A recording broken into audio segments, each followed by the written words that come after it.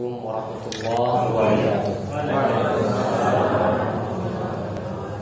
Alhamdulillahirabbil alamin wal 'aqibatu lil muttaqin wa la 'udwana illa 'alal zalimin.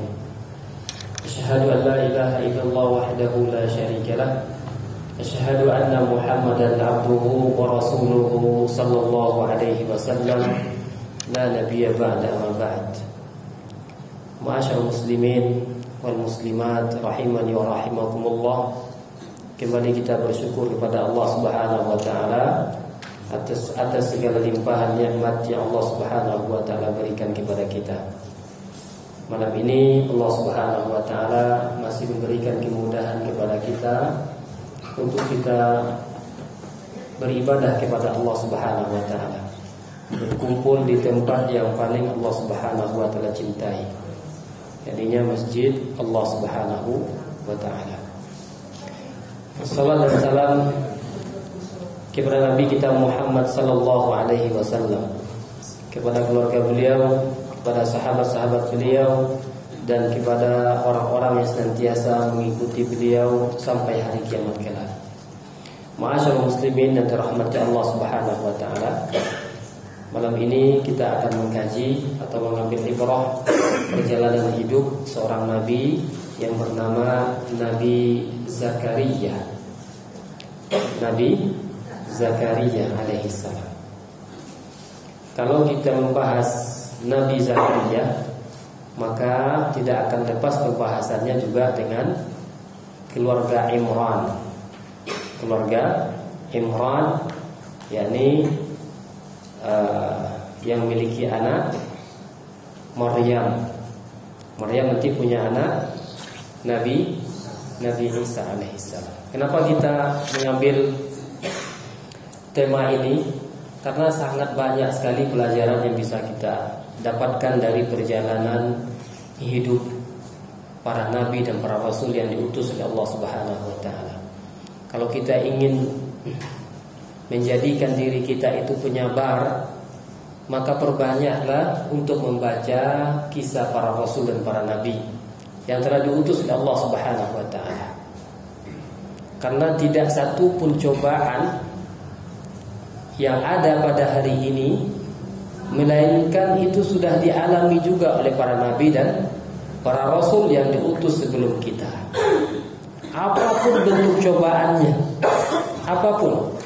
Bahkan ada seorang nabi, seorang rasul yang ditimpakan kepadanya cobaan begitu banyak sekali, terkumpul padanya cobaan yang sangat banyak.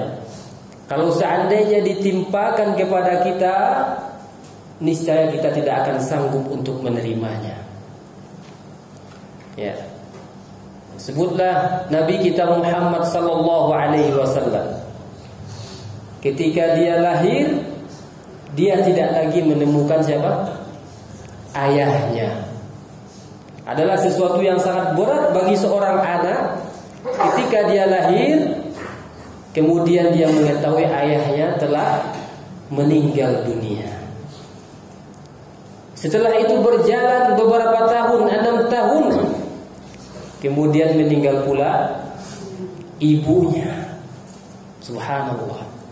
Hidup yatim piatu. Sangat berat sekali. Kemudian beranjak dewasa, adalah orang yang selama ini memberikan pendidikan kepadanya, merawatnya. Ketika setelah beliau menikah, pamannya yang selama ini membantunya dalam dakwanya juga meninggal dunia. Setelah menikah, dikaruniai anak.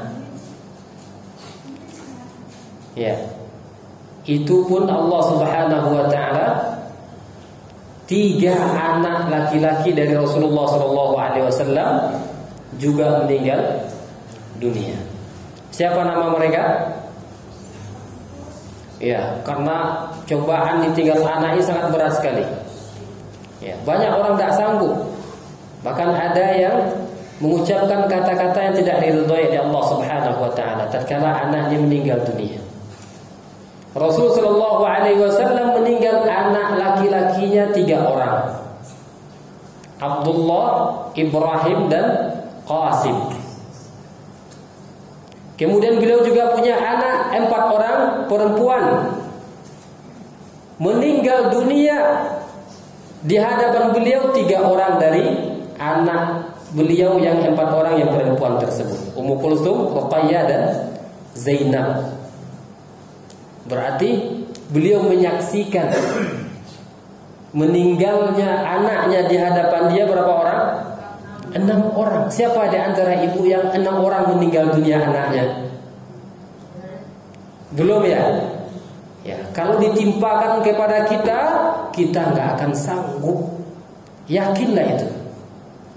Kemudian setelah itu juga meninggal istri beliau. Karena yang hidup dari keluarga beliau, dari keturunan beliau yakni Fatimah.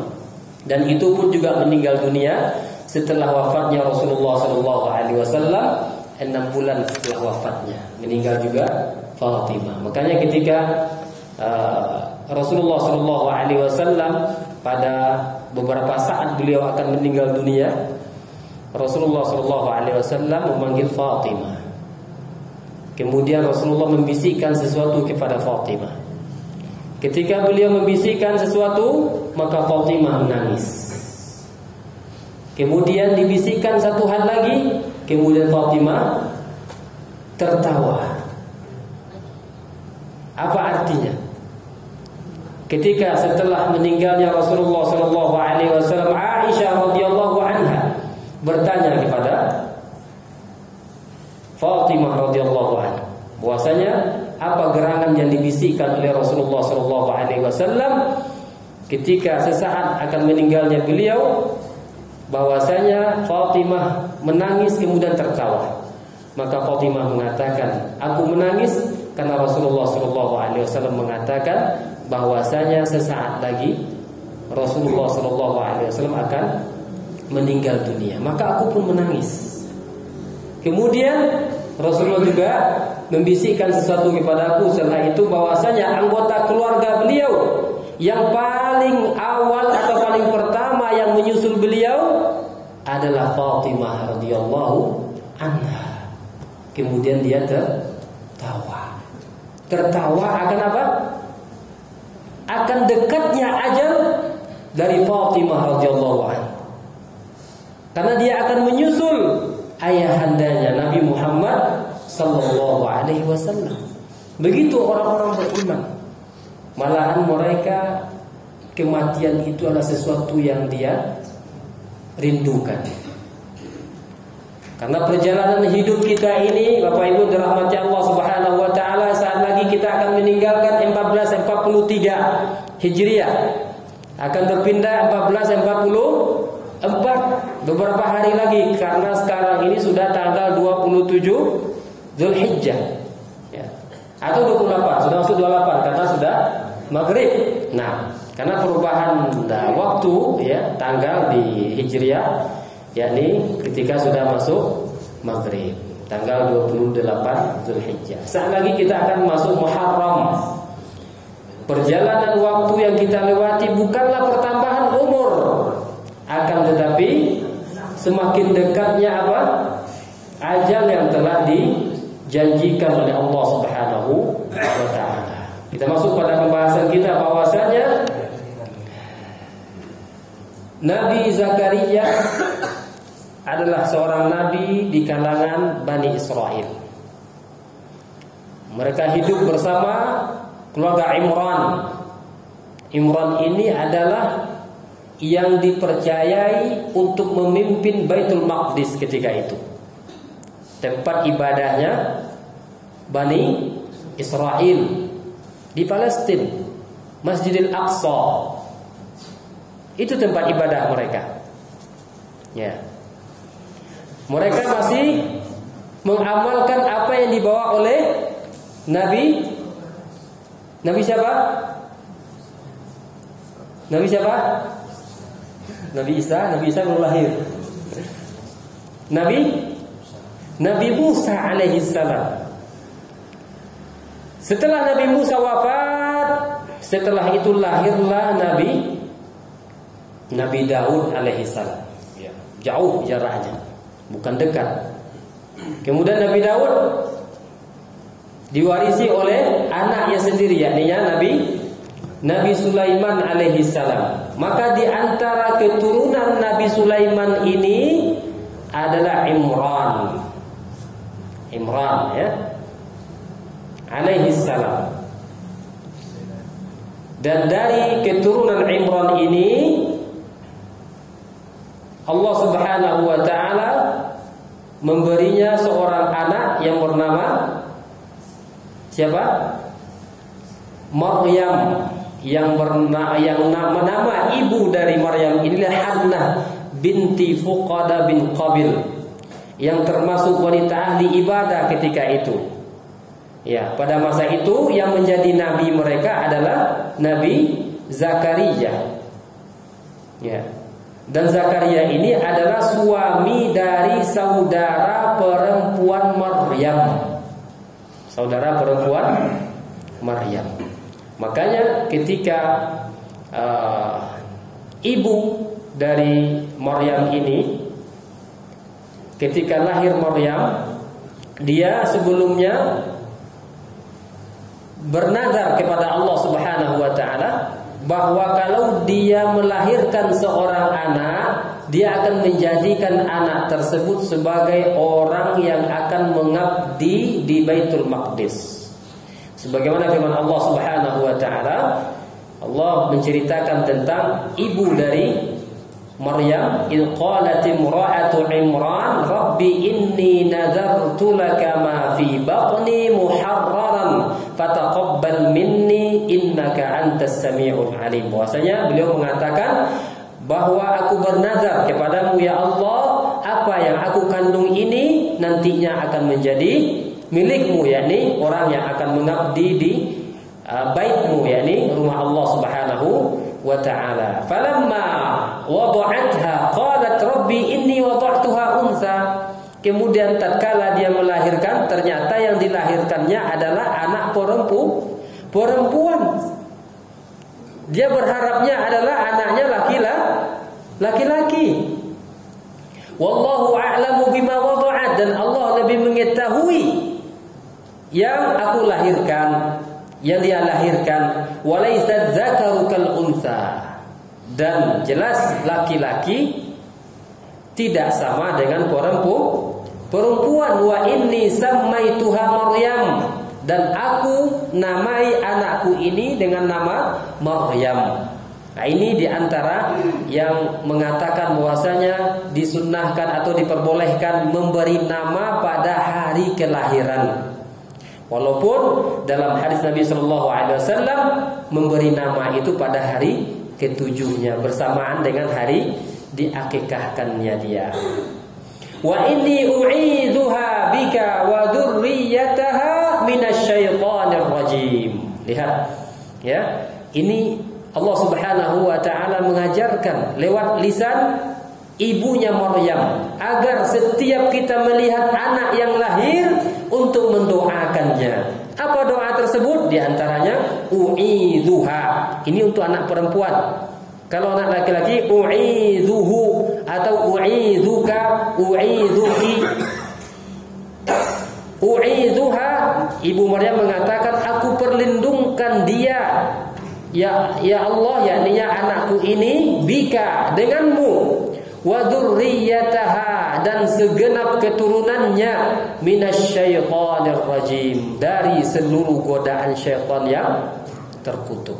Hendaklah kita setiap melihat anak yang lahir, Rasulullah sallallahu alaihi wasallam mengajarkan ketika didatangkan kepada beliau anak yang baru lahir, maka beliau memegang kepalanya kemudian mengucapkan u'idzuka. Ketika itu didatangkan Hasan dan Husain, cucu beliau, maka beliau memegang kepala keduanya, kemudian beliau mengatakan u'idzukuma, karena berdua orang.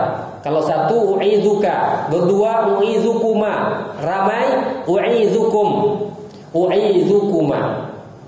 Ya, bi kalimatillahi tammah wa min kulli syaitani wa hammah wa min kulli ainin lamma. Ya. Kita kan takut ketika melihat anaknya sehat, diburu anaknya lain. Bawa kecil mulai itu karena takut bahwa anaknya sakit. Keyakinan seperti itu betul Ibu, bahwasanya pujian yang tidak berlandaskan atau menisbatkan pujian tersebut setelah itu kita tidak memuji Allah Subhanahu wa taala, maka bisa menyebabkan objek yang kita puji tadi menjadi sakit. Begitu orang tua kita dahulu, mereka melihat anak yang sehat, buruk badannya lagi katanya. Padahal bukan itu yang diucapkan. Apa yang kita ucapkan? U'idzuki bikalimatillahi tammah. Aku perlindungkan engkau bikalimatillahi tammah, dengan kalimat-kalimat Allah yang sempurna. Wa min kulli syaitani wa hammah, dari setiap syaitan yang sangat ingin menggodamu atau mengganggumu. Karena ada syaitan yang khusus mengganggu anak kecil, Bu. Kita melihat anak kita dari sore hari sampai pagi menangis. Ya. Boleh jadi dia diganggu oleh syaitan. Maka bisikkan kalimat ini ke telinganya. Pegang ubun-ubunnya, u'idzuka, dia laki-laki. Atau perempuan, u'idzuki bikalimatillahi tammah wa min kulli syaitani wa hamma wa min kulli ainin lamma, dari setiap mata yang dengki. Ini ain namanya. Setiap mata yang mengandung kedengkian terhadap kita atau anak kita bisa menyebabkan kecelakaan terhadap objek yang dia pandang. Namun hal tersebut tidak akan bisa terjadi kalau seandainya kita sudah perlindungkan anak kita, keturunan kita, atau anak orang lain yang kita lihat.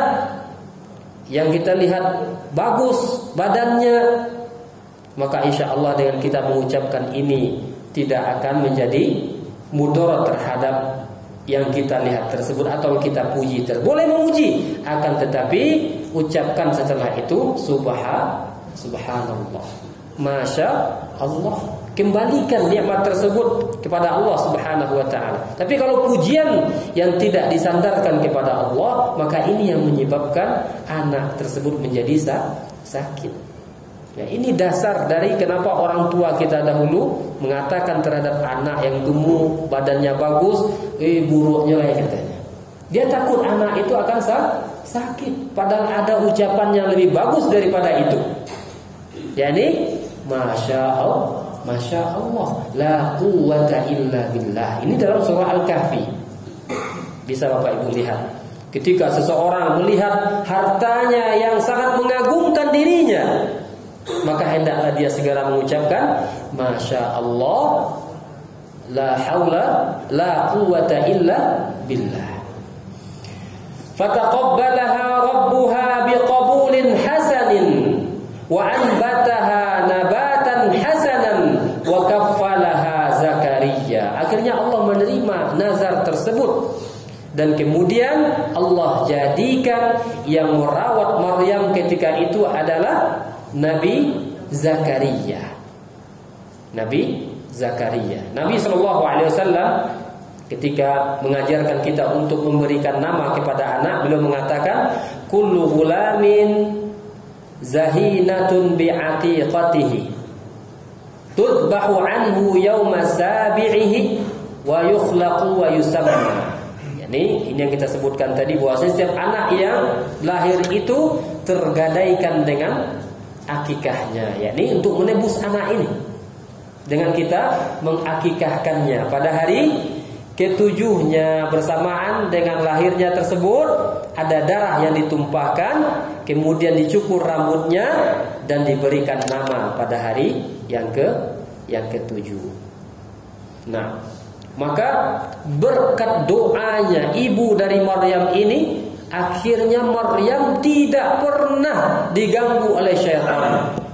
Bahkan juga terhadap anaknya juga. Ada dua bayi yang mereka itu tidak menangis ketika lahir. Siapa itu? Maryam dan anaknya. Sebagaimana Nabi SAW mengatakan, "Ma min mauludun illa syaitanu yamassuhu hina yulad." Tidaklah seorang pun yang lahir melainkan syaitan menyentuhnya. Ya, pada hari dia lahir tersebut, fayastahillu sarikhan, maka hingga keluarlah tangisan yang sangat keras. Ya, jadi tangisan itu diantaranya adalah apa? Karena syaitan. Nah, akan tapi sebagian ilmu sekarang adalah tangisan tersebut pertanda anak ini adalah anak yang sehat. Kalau nggak menangis itu kita cemas. Nah, sarikhan min massati syaitani iyyahu illa Maryam wa ibnaha, kecuali terhadap Maryam dan anaknya sendiri. Nah, ini permulaan dari kisah dari Nabi Zakaria alaihi salam. Kita masuk kepada kisah Zakaria. Jadi nanti ketika Maryam berada di Masjidil Aqsa, beliau senantiasa di mihrabnya, tempat ibadahnya. Setiap kali Nabi Zakaria melihat keadaan dari Maryam, wajadaha indaha rizqa, kata Allah. Dia menemukan Maryam ini senantiasa di sisinya ada makanan. Bahkan Zakaria merasa istilahnya dia mau mengantarkan makanan, ternyata bersama Maryam itu ada makanan yang sangat banyak. Bahkan ada makanan yang tidak musim pada waktu itu. Makanan yang harusnya ada pada musim dingin ada ketika Maryam di musim panas. Dan sebaliknya, hunalika da'a Zakaria, di saat itulah Zakaria berdoa kepada Allah Subhanahu wa taala. Kenapa bila berdoa ketika itu? Kenapa terjadi sesuatu yang sangat menakjubkan kepada Maryam? Allah Subhanahu wa taala memberikan rezeki kepada Maryam, maka Zakaria bertanya, "Dari mana engkau mendapatkan ini?" Maka Maryam mengatakan, "Innahu min indillah." Ini adalah dari Allah Subhanahu wa taala. Maka hunalika da'a Zakaria, maka saat itulah Zakaria berdoa kepada Allah Subhanahu wa taala. Di saat dia merasa doanya akan dikabulkan oleh Allah Subhanahu wa taala. Kenapa demikian? Karena dia melihat sesuatu yang sangat menakjubkan kepada Maryam. Allah Subhanahu wa taala bisa mendatangkan sesuatu yang tidak ada. Maka kaum muslimin dirahmati Allah Subhanahu wa taala, kita berdoa itu bukan khusus di masjid, saya tidak. Bahkan kapan kita merasa sangat berharap kepada Allah Subhanahu wa taala, saat itulah berdoa. Sebagaimana ketika itu juga ibunya Maryam ini juga disebutkan di beberapa riwayatnya, ibunya juga nggak bisa punya anak. Ibu Maryam ini, dan dia sudah tua. Ketika suatu hari dia melihat seekor burung yang memberi makan kepada anaknya, memberi makan kepada anaknya. Di situ dia tersentak hatinya, sangat ingin untuk memiliki anak. Maka dia berdoa kepada Allah Subhanahu wa taala. Ketika itu, setelah itu Allah Subhanahu wa taala langsung karuniai ibunya Maryam seorang anak, yakni Maryam itu sendiri. Maka diceritakan Allah Subhanahu wa taala dalam surah Maryam. Makanya bahkan cerita Nabi Zakaria itu lengkapnya ada di surah Maryam. Allah Subhanahu wa taala berfirman, kaf ha ya ain sad. Nah, ini namanya huruf-huruf muqatta'ah. Tidak tahu artinya kecuali Allah Subhanahu wa ta'ala. Tidak perlu kita mencari artinya. Alif lam mim, alif lam ra, kaf, ha, ya, ain, sad. Yang mengetahui artinya hanyalah Allah Subhanahu wa ta'ala. Apa yang Allah sebutkan? Dzikru rahmati rabbika 'abdahu Zakaria. Allah Subhanahu wa ta'ala menceritakan tentang rahmatnya terhadap hambanya yang bernama Zakaria. Inna da rabbahu nidaan khafiyya. yakni ketika Nabi Zakaria berdoa kepada Allah Subhanahu wa taala dengan suara yang sangat lembut. Apa kata Ibnu Katsir rahimahullahu taala terhadap firman Allah ini? Beliau mengatakan qauluhu dzikru rahmati rabbik. Bahwasanya Allah berfirman tentang rahmat Tuhanmu yang Allah berikan kepada hambanya, ai hadza dzikru rahmatallahi bi'abdihi Zakaria. Ya, ini Allah mengingatkan kepada kita tentang rahmat Allah terhadap hambanya, yakni Zakaria. Wa qara'a Yahya bin Ya'mar dzikra rahmati rabbuka 'abdahu Zakaria wa Zakaria yamuddu wa yuqsir. Yani cara membaca Zakaria itu di akhirnya boleh dipanjangkan atau dipendekkan. Zakaria atau Zakaria dipendekkan. Yani keduanya itu benar. Qiraatani masyhuratani, yani dua qiraat ini diperbolehkan karena masyhur keduanya. Wa kana nabiyyan 'aziman min anbiya'i bani Israil, dan dia adalah seorang nabi yang sangat agung dari nabi-nabi yang Allah Subhanahu wa taala utus untuk kaum Bani Israil. Wa fi sahih Abu Khari annahu kana najjaran ya'kulu min 'amali yadahu fi najara. Yani Zakaria ini punya profesi sebagai najjar, yakni tukang kayu, dan dia makan dari penghasilan tangannya sendiri. Ya. Nah, kemudian idnada rabbahu nidaan khafiyya, yaitu tatkala dia berdoa kepada Allah Subhanahu wa taala dengan suara yang lembut. Ya, ini di antara adab berdoa kepada Allah Subhanahu wa taala, kita berdoa kepada Allah Subhanahu wa taala dengan suara yang lirih. Nah, bukan dengan suara yang keras. Yakni berbisik-bisik dengan Allah Subhanahu wa ta'ala. Maka di sana ada beberapa adab dalam kita berdoa kepada Allah Subhanahu wa ta'ala agar doa kita dikabulkan oleh Allah Subhanahu wa ta'ala. Yang pertama, kita tidak boleh mengatakan atau putus asa dari ketidak terkabulnya doa kita. Sebagaimana orang yang sudah letih berdoa kemudian dia mengatakan aku sudah berdoa lalu tidak dikabulkan Allah Subhanahu wa ta'ala.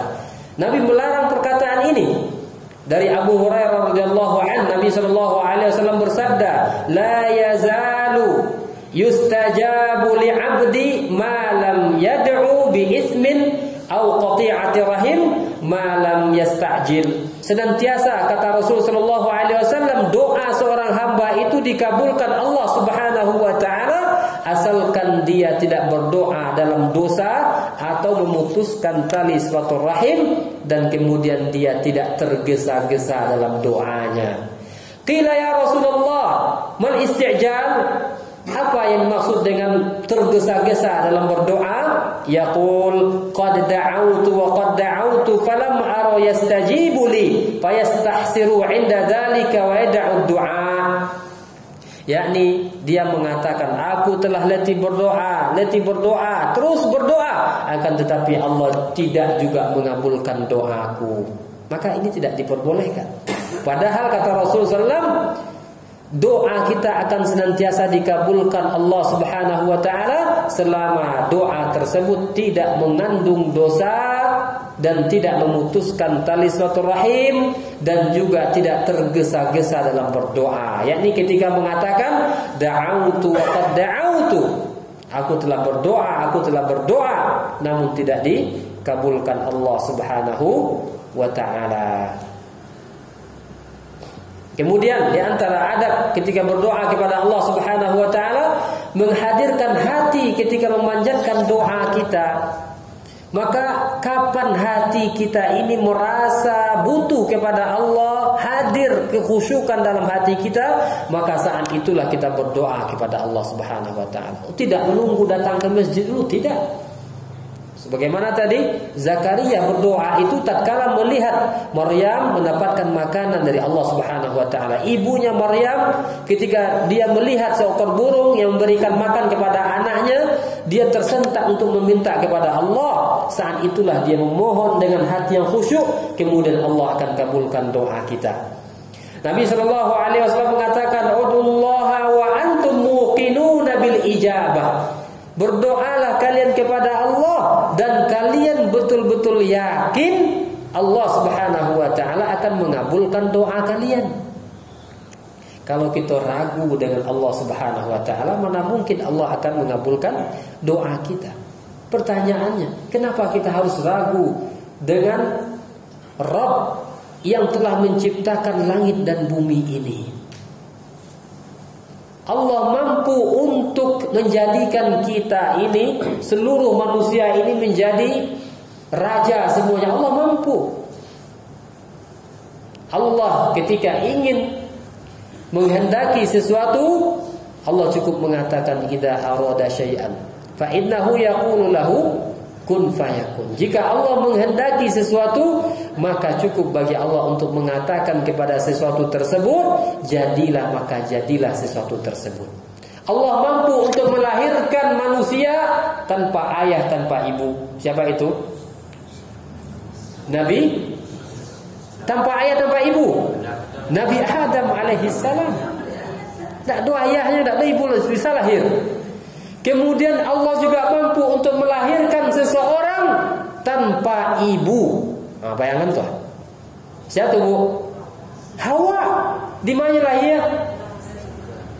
Adam yang melahirkan? Tidak. Tapi diambilkan dari tulang rusuk Nabi Adam. Berarti Nabi Hawa tidak punya apa? Tidak punya ibu. Ya. Allah juga mampu untuk melahirkan seorang anak tanpa ayah. Siapa itu? Nabi Isa alaihissalam.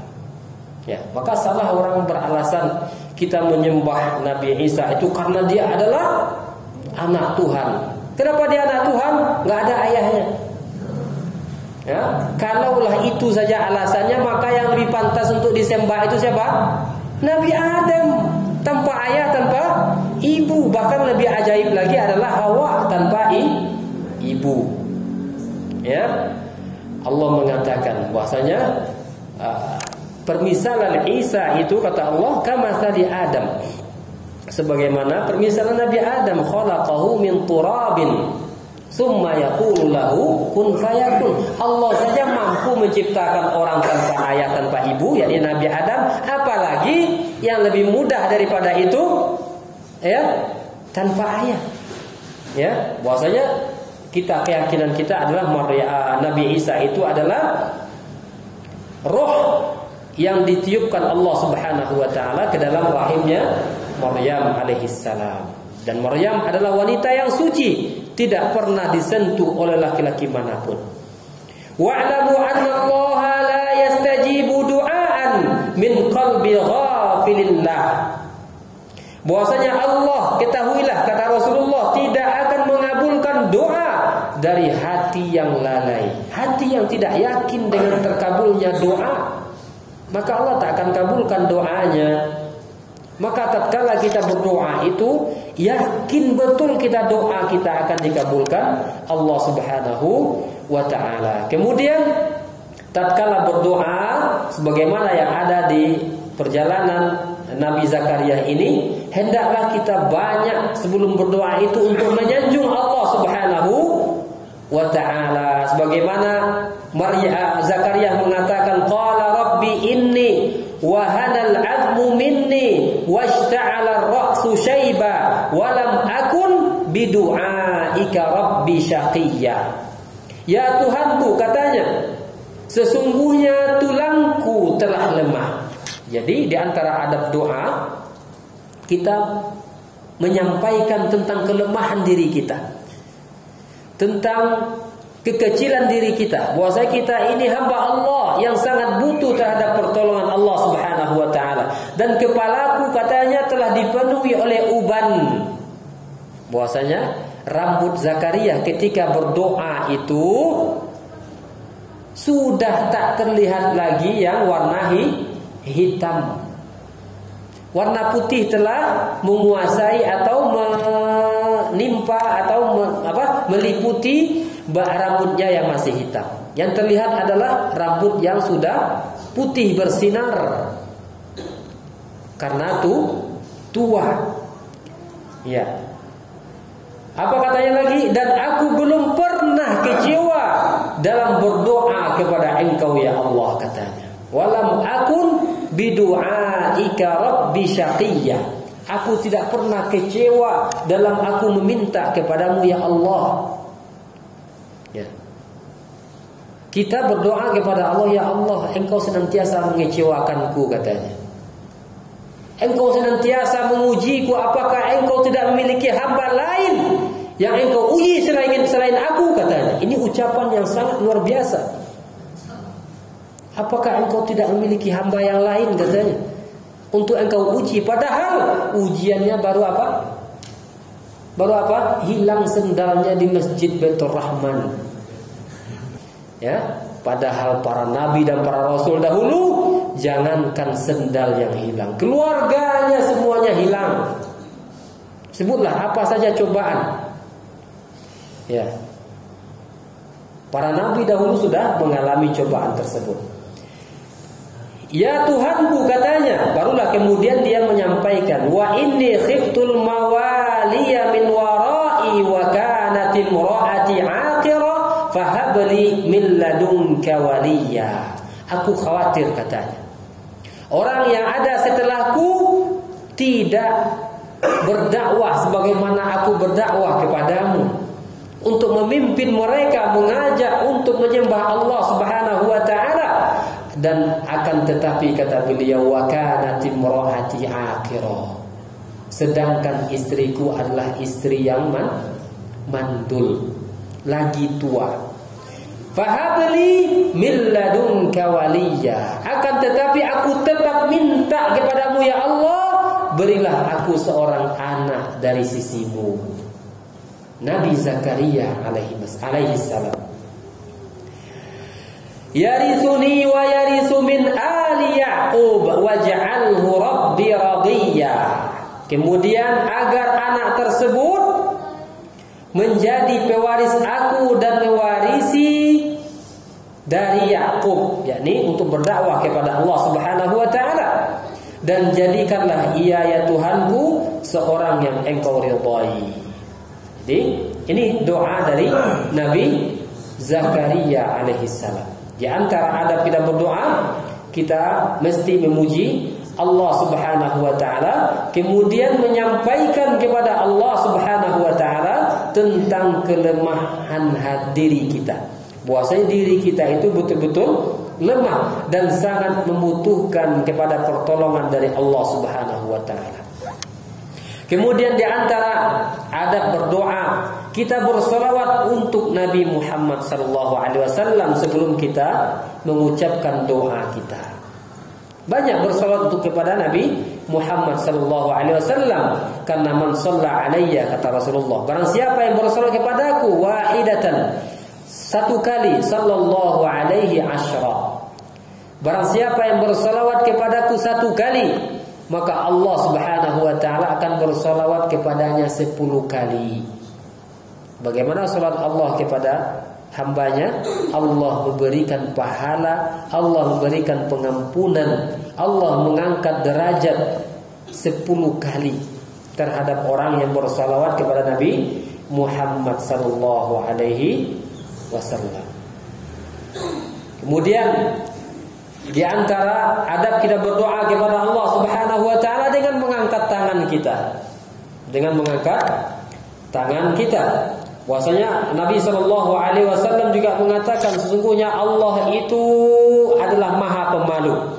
Yastahyi min ibadihi, dan dia Allah Subhanahu wa taala malu terhadap hamba yang mengangkat kedua tangannya kemudian kembali kepada tempatnya tanpa membawa apa yang dia minta kepada Allah Subhanahu wa taala. Allah Subhanahu wa taala Al-Ghani, yang maha kaya. Bahwasanya nikmat yang dibagikan Allah Subhanahu wa taala di muka bumi ini permisalannya, kata Rasul sallallahu alaihi wasallam, seperti jarum yang dimasukkan atau duri yang dimasukkan ke dalam lautan kemudian diangkat. Maka air yang terangkat itulah nikmat Allah yang Allah bagi-bagi dalam kehidupan dunia ini. Yang tersisa nikmat Allah yang sangat luas.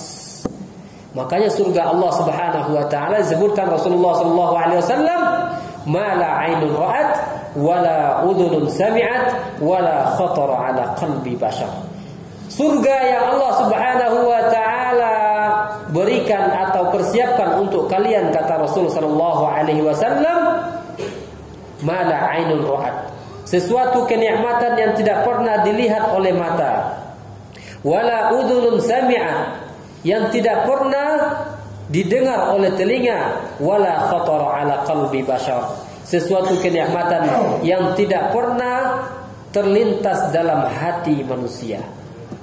Subhanallah, ini nikmat yang Allah Subhanahu wa taala berikan kepada hambanya yang akan dimasukkan ke dalam surga Allah Subhanahu wa taala. Kaum muslimin yang dirahmati Allah Subhanahu wa taala, kemudian Nabi Zakaria mengatakan, Allah Subhanahu wa taala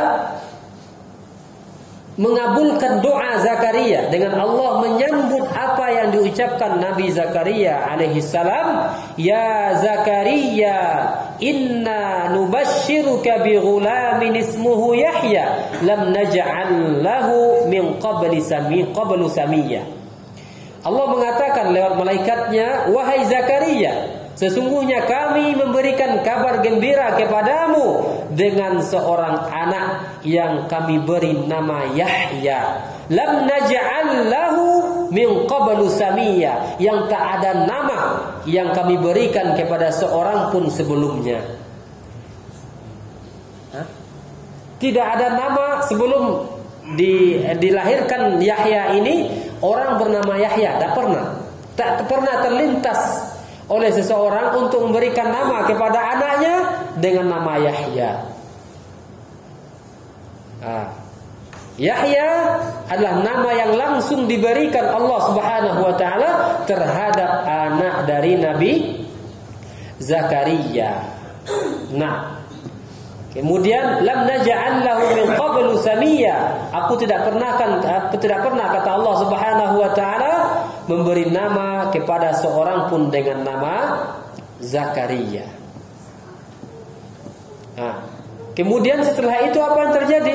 Qala rabbi anna yakunu li ghulamun wa kanat imraati aqira.